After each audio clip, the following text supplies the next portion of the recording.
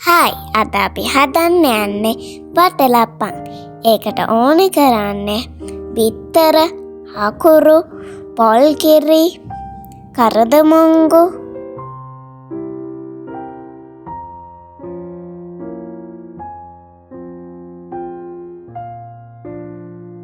මුලින්ම අකුරු ටික පොඩි කෑලි වලට කපාගෙන කරදමුංගු ටික කුඩු කරගන්න.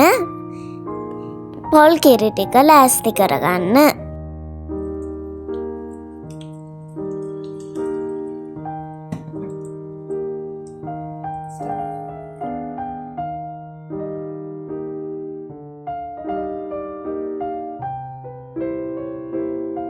කපාගත්ත අකුරු ටික මෙන්න මෙහෙම පොල් කිරි එකේ දිය කරගන්න.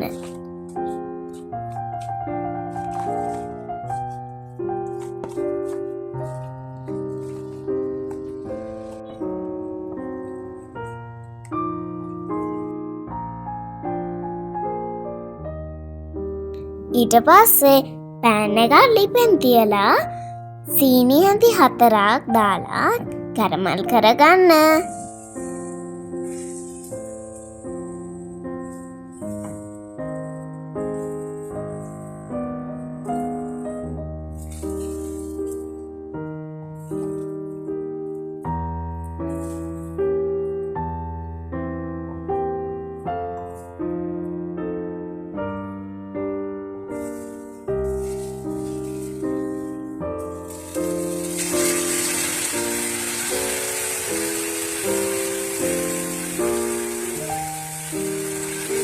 සීනි ටික කැරමල් වුණාට පස්සේ අකුරු දිය කරගත්ත පොල් කිරි එක මික්ස් කරලා හොඳට හැඳි ගන්න.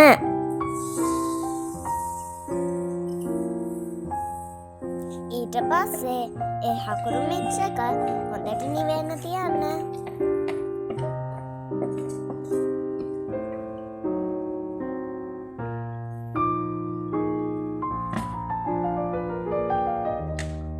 බිත්තර ටික කඩලා අරගෙන භාජනයකට දාලා පොඩ්ඩක් මික්ස් කරගන්න.